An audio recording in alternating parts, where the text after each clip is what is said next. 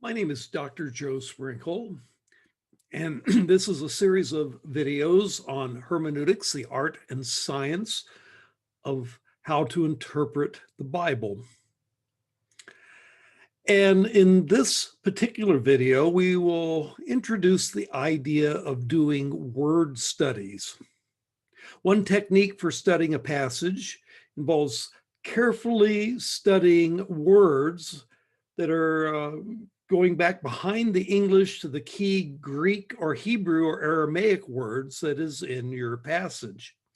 And this can be done with the right tools, even by students who have not had the opportunity to study Greek or Hebrew formally. And this is meant to facilitate one's ability to do such studies. To understand a passage most fully, one should study the exact meaning of key Greek or Hebrew or Aramaic words that underlie the English translation of your passage. So let's begin by looking at some general linguistics that pertain to word studies. Very simple linguistics. Since these principles of linguistics are necessary to understand how words work and therefore how word studies can and cannot help us. This is necessary in order not to draw incorrect conclusions from our word studies. And these general principles apply to all languages, whether English or Greek or Hebrew or Aramaic or any other language that you might choose. So let's look at some general linguistics as a backdrop for understanding word studies. First point, how do we determine a word's meaning? And the answer is a word's meaning is determined by its usage in context. Now, if I were to ask someone, well, how do you know what a word means? You might say, well, I would go to a dictionary to find out what a word means. But then that raises the question, how do dictionaries know what words mean? And the only way that anybody determines what a word means is by usage in context. And this is especially true of dead languages like Biblical Hebrew or Biblical Greek, where they are no longer living languages, and therefore the original speakers are not around to tell us what the words mean. But in general, that's how dictionaries find their meanings. They document distinct usages in the literature of the language. And one can even go so far as to say that a word doesn't mean anything apart from context. A second general linguistic point to be made is that words have a semantic range. Rarely does a word have a single meaning. Usually words mean somewhat different things in different contexts. Take, for example, the English word strike. Well, as a verb, it has quite a range of meanings. And you could start a list of them. It could mean deliver a blow. It could mean to take a course, as when you strike out through the bush. It can mean to delete something when someone tells the secretary to strike that line. It can mean to pierce or to penetrate. The wind struck through our clothes. It can mean to cause to be ignited when he struck a match. It can mean to make or to ratify, they struck a deal. It can mean to snatch bait when the fish struck the hook. It can mean to cease work as part of a management and labor dispute when some people go out on strike. As a preposition, with preposition out is a baseball term when someone strikes out in baseball. In up, it can mean to initiate something, to begin something, to strike up a tune, and on and on and on. There's all kinds of meanings that word strike can have. In fact, my Webster's Collegiate Dictionary lists more than 22 definitions for that word strike. The same word then can mean different things in different contexts. This is why the same Greek or Hebrew word gets translated differently into English in different passages of the Bible, because the same word doesn't always mean the same thing.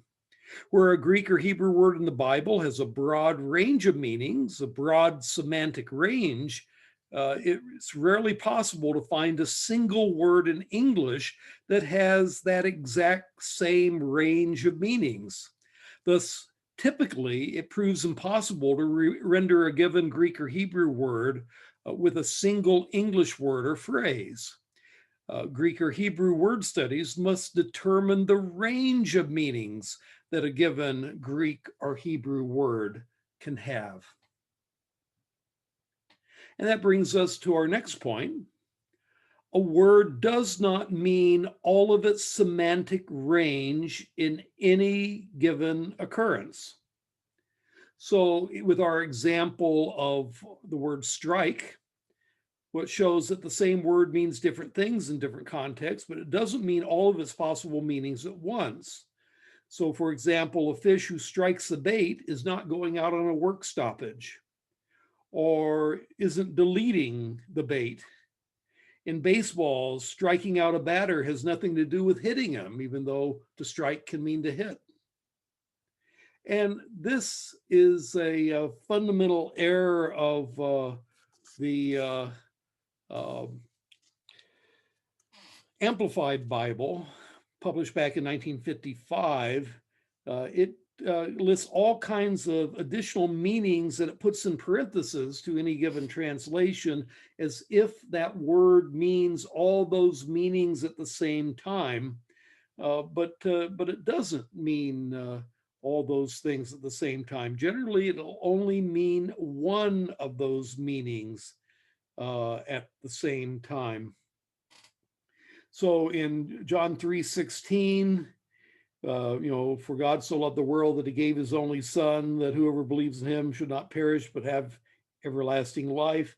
It'll translate it, for God so greatly loved and dearly prized the world that he even gave up his only begotten, parentheses, unique son, so that whoever believes in, parentheses, trusts in, clings to, relies on, close parentheses, him, shall not perish, parentheses, come to destruction, be lost, close parentheses, but have eternal, parentheses, everlasting life. Again, it gives you that idea that it must have multiple meanings at once, but in fact, in most contexts, it's only one meaning that's going to fit the context. Maybe that can be illustrated by a misinterpretation of the famous nursery rhyme, Jack be nimble, Jack be quick, Jack jump over the candlestick. Well, if you misunderstand this concept, you would look at that word jump. And in fact, I could hear a preacher preaching this verse if it were a Bible verse. And the preacher says, well, if you do a study of the original English word jump, that Jack jump over the candlestick. Well, that word jump is used of people in the wintertime when their car can't start. They have to give it a jump. And so when Jack jumped over the candlestick, it's not just that he hopped over the candlestick, it's that there was an electrical charge in his jumping over the candlestick. Now that interpretation is totally absurd and of course wouldn't fit at all at the time that the nursery rhyme was written, before there were cars to jump in the wintertime. But again, jump does not mean here the same thing as jumping cars in the winter. Jack had no electrical charge as he jumped.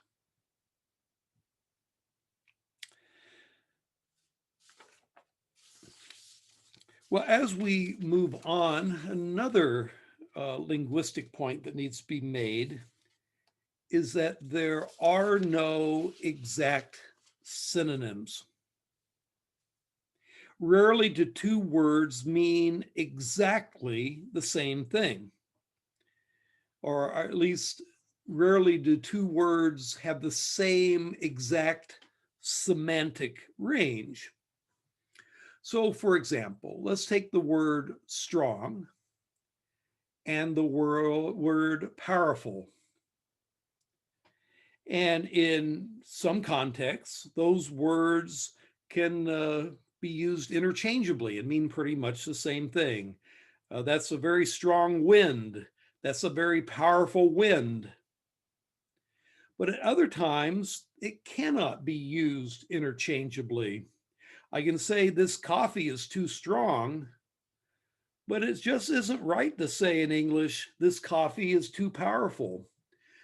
It doesn't work in the context of coffee. You just don't say it that way. And so even though they are synonyms in the sense that their semantic range overlaps, there are some places where one word works and the other word does not. Or the same thing with a word like begin, a synonym of which would be to start, a synonym of which would be to commence. And in some contexts, you can use any one of those three words. You can begin the morning, you can start the morning, you can commence the morning, and mean pretty much the same thing. But I can start my car, but I don't begin my car, and I don't commence my car. In that context, only the word start works. The other two, if you say those other words, people will think you're speaking kind of odd language. So what is meant when we call two words synonyms? That is that in certain contexts, either words of the two words that are synonyms can be used with the same meaning. In other words, there is a substantial overlapping of the semantic range of the two words. But even words labeled synonyms usually cannot always be used interchangeably. There's always a bit of difference. And so where you have two different Greek or Hebrew words that are translated by the same English word, there may well be some degree of difference between those words, at least in certain contexts, or at least different nuances that are implied by words, even if they do have similar meanings.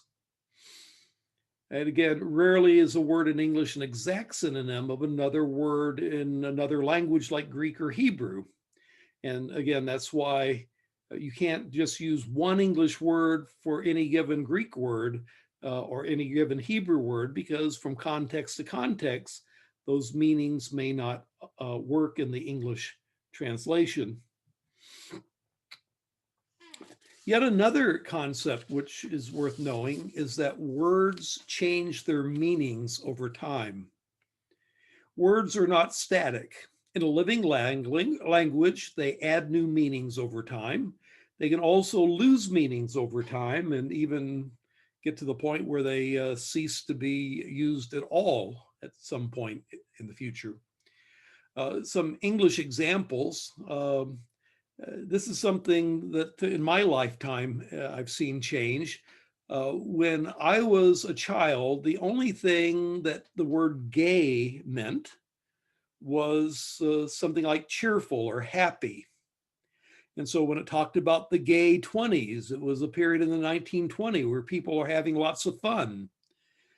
Gay was often used as a girl's name, just as joy, in hopes that they might be a happy child. But now the word gay is almost always used in connection with homosexuality. Gay in the sense of happy is dying, if not completely dead, in the English language as the current meaning of this word. But you'll find it in the King James Bible, where in James chapter 2 and verse 3, some people were wearing gay clothing, which in that context means fine clothing. It certainly doesn't have anything to do with homosexuality. Another interesting word is the word nice. The word nice comes from a Latin word meaning ignorant. And so the original meaning, the etymological meaning of nice was ignorant. Well, when I say that you're a nice guy, that probably isn't the connotation I have in mind when I use that kind of language today. But in an earlier stage of language, nice meant ignorance. One that shows up in the King James is the word prevent. It's from Latin roots meaning to go before, used in 1 Thessalonians 4:15 in the King James, that we will not prevent those who have fallen asleep in terms of the second coming and meeting the Lord in the air, by which it meant we will not go before them, but the dead in Christ will rise first, and then we who are alive will meet the Lord in the air. Well, prevent in King James of 1 Thessalonians 4:15 meant to go before, but in modern English usage, we don't use prevent in that way any longer. And of course, that's one reason why one needs updated translations from time to time, because as the target language changes, well, the words used to translate it given Greek or Hebrew text has to change as well. Now, because words change their meanings over time, that means that an etymological study of a word can be misleading. Etymology has to do with the history and especially the earliest attested meanings of words. In Greek as well as English, a word's etymology is sometimes derived by breaking it up into component parts, but a word's original meaning may not be the meaning that it gets by the time you get to the Bible. And so this could be illustrated by a couple of words in English, butterfly and gentleman. And well, there's clearly two component parts to butterfly. There's butter and then there's fly. But if you think about that too much, it gets a little weird. I mean, is a butterfly something like flying butter? Or is it butter that flies? Or butter-colored fly? That comes a little closer. But not all butterflies are butter-colored.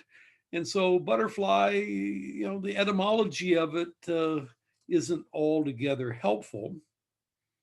And then you have the word gentleman. Well, gentleman is derived of two words, gentle and man. And in a British context, a gentleman may not mean simply a gentle-man at all. A gentleman is an aristocrat. That's a wealthy, well-to-do type guy. That's a gentleman. And so, again, the etymology, even though the etymology is gentle man, gentleman as a compound word doesn't, I mean, some British gentlemen were cruel to their horses and would beat their wives. So they may not be gentle men at all, even though by social standing they were gentlemen. And so it is in Greek as well, that words can be deceiving when you look at the etymological meanings. Now, one example that I've heard preachers use where they do etymology in a false sort of way, they'll look at the word dunamis. That's the Greek word for power. And since the Greek word for power is dunamis, and it turns out that when Alfred Nobel invented the term dynamite, he named it after this Greek word dunamis, the word for power. And I've heard preachers preaching on Romans 1:16 that the gospel is the power, the dunamis of God, and say that, well, if that's related to our English word dynamite, and therefore, it's not just that the gospel is powerful, but it's, explosively powerful, like dynamite. Well, the problem with that is that it only had to do with explosive things in the 19th century when Alfred Nobel gave it a word related to that Greek word as his term for dynamite. And in fact, it's the other way around. Dynamite was derived from dunamis, not the other way around.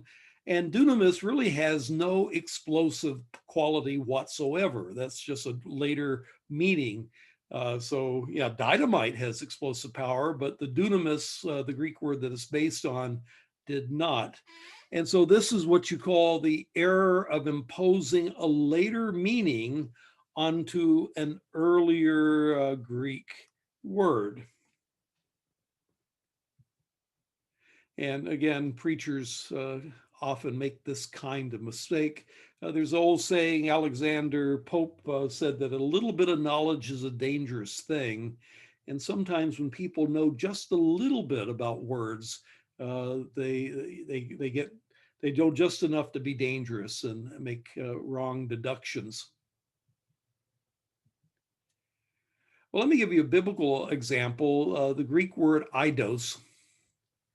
And in the Greek New Testament, the word eidos is used in that verse as the underlined word, the English translation in King James, abstain from every appearance of evil. Abstain from every appearance of evil. And again, the Greek word for appearance is eidos. And someone looked at that and said, well, does that mean we should abstain to what appears to be evil, whether or not it actually is evil? And well, if you do the etymology of the word eidos, it is from the verb to see. And so it's related to a verbal root to see. And so appearance looks like a plausible translation, something that is seen, and that's how the King James renders it. But it turns out that over time, the word eidos comes to have other meanings, especially in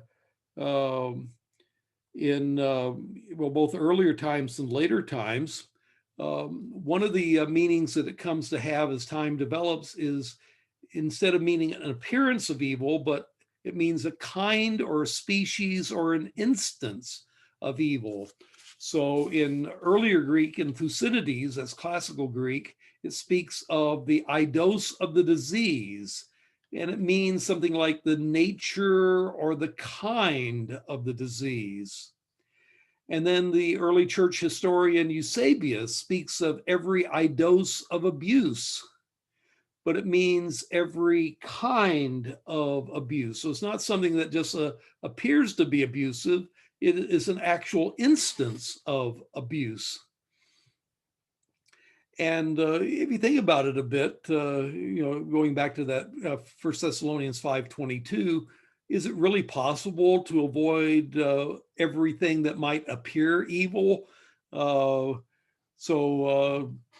You have the case of John the Baptist, who abstained from alcohol, and they said he had a demon, but then you had Jesus that came eating and drinking, and they said a glutton and a drunkard. Whatever you did, you were condemned by somebody, and you can't avoid everything that somebody or other might think to be evil. And in the context of 1 Thessalonians 5:2, it seems to be talking about prophetic matters. And so as it, for example, in verse 19 through 21, it talks about in allowing the prophetic gift to function among them and not to censor it, and to say, goes on to say that nonetheless, test any prophecy that's given, and then goes on to say in verse 22, avoid every eidos of evil. And that would seem to suggest that it's limited to prophetic matter. Every form or kind of evil that is like claiming a revelation that you haven't actually received, or accepting a revelation that contradicts God's word already given. And so it looks like it's probably limited to prophetic matters, and it's not talking about just what appears to be evil, but actual evil. And that's what most modern translations do, like New American Standard will translate it every kind of evil. In this case, NIV, avoid every kind of, and the implication, actual evil, not just what appears to be evil, but is not. Again, this is a case where etymological meaning is somewhat misleading. Now, if one were to do a complete word study, and this would be like doing a research paper. It's not something that you can do very easily and quickly. But if you were to do one, the way that you would do it is you'd find your original word. You would find out how frequently it's used, and this distribution of it. Is it used in, say, particular books of the Bible? Is it used in the prophets? Is it used in the Gospels? Is it used in poetic literature? Is it used in Psalms or Proverbs or the like? And then you compare with modern translations. So how is it usually translated? And then you can compare translations. So how do different translations deal with this word differently? It is worthwhile to try to determine the word's etymological meaning. What's the earliest attested meaning of this word from which the other meanings evolved? Are there cognates, other words in the case of Hebrew, other words in Hebrew that are related to this word? Or perhaps other words in other Semitic languages that are related to this word? Or in Greek, there can be other words that are related as well. And then you can do Septuagint studies. If you're studying a Greek word, well, sometimes the Greek of the New Testament has been influenced by how that word is used in the Greek translation of the Old Testament, the Septuagint. And sometimes that involves going back and see what Hebrew word was translated into Greek, because that sometimes colors the meaning of the Greek term in the Septuagint. And so as you do a Greek word study of a New Testament word, you may get back into the Septuagint and even into the Hebrew underlying the Septuagint to understand that Greek word. Or if you're studying a Hebrew word, it's useful to ask, well, how was this rendered into Greek by the Septuagint? Because sometimes we don't fully understand a Hebrew word very well, but we do understand the Greek word that was translated, and that at least gives you an idea of how an ancient translator who perhaps knew Hebrew better than we did understood the Hebrew term by the Greek term that they translated it into. And then you can do meanings through time. If possible, can we trace through time how this word's meaning changes? Maybe we can see an archaic meaning, maybe we can see some modern development meanings, but can you do a diachronic study with a Greek word? It might be, well, how was the word used in classical Greek? How was it used later on in Hellenistic Greek? How was it used in the Septuagint? How was it used in the New Testament? How was it used in patristic Greek? And so on and so forth. But then also very important is, well, what is the meaning at a particular time? In particular, what's the attested meanings at the time of the New Testament if you're doing a Greek word? And that would be a synchronic understanding at the same time. Another thing to investigate, are there synonyms to this word in Greek, if it's a Greek word study, or in Hebrew? And can we see any ways in which those synonyms differ from one another? Like you have the word for love, agape, but then you have philia. What's the difference between agape and philia? Both of them translated love. Uh, and that would be important to investigate. And then another thing you can do, well, is there a secular usage? How's it used when it's not talking about God or theology or religious things? And then how is the word used when it is talking about God or theology and religious things? So there's secular usage, and then there's theological usage. And then when you put all those things together, all these steps which I've shown you, then you try to synthesize it all into a complete study of these theological words. And there are theological word study books that do such things, and some of them might be worth your consultation. I should add, though, that even Bible scholars rarely do complete word studies, but more often they use the works of those who have already done such word studies for them, because as a practical matter, that's the only thing that most, certainly what most preachers can do, and even Bible scholars rarely do a complete word study on their own. But it's good to be able to know how to, if you were to need to do such a thing. Well, that's a introduction to word studies in the New Testament, word studies in the Bible, and word studies in general. And what we will do on the next two videos is pick an example of a word from the Greek New Testament and do a word study on it. And we will then do an example of a word from the Hebrew Old Testament and do a bit of word study on it. And so that's our plan for the future.